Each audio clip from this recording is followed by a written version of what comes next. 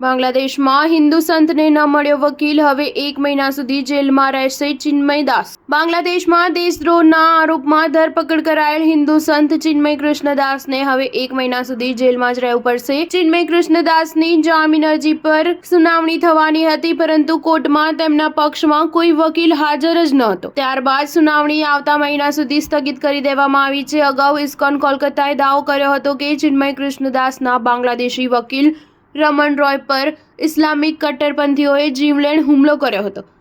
તેમને ગંભીર હાલતમાં આઈસીયુમાં દાખલ કરવામાં આવ્યા છે. 3 ડિસેમ્બરના રોજ ચિન્મય કૃષ્ણદાસની જામીન અરજી પર ચટગાંવની કોર્ટમાં સુનાવણી થવાની હતી, પરંતુ વકીલોએ તેમના તરફથી હાજર રહેવાનો ઇનકાર કરી દીધો હતો. ત્યારબાદ કોર્ટે કાર્યવાહી સ્થગિત કરી દીધી છે. જામીન અરજીની સુનાવણીની આગામી તારીખ 2 જાન્યુઆરી 2025 નક્કી કરવામાં આવી છે. આ પહેલા સોમવારે international society for Krishna consciousness કોલકાતાના પ્રવક્તા રાધારમણ દાસે એક્સ પર એક પોસ્ટમાં લખ્યું હતું કે કૃપા કરીને વકીલ રમણ રોય માટે પ્રાર્થના કરો. તેમની ભૂલ માત્ર એટલી હતી કે તેઓ ચિન્મય કૃષ્ણ પ્રભુનો કોર્ટમાં બચાવ કરી રહ્યા હતા. ઇસ્લામવાદીઓએ તેમના ઘરની તોડફોડ કરી અને તેમના પર નિર્દયતાથી હુમલા કર્યા.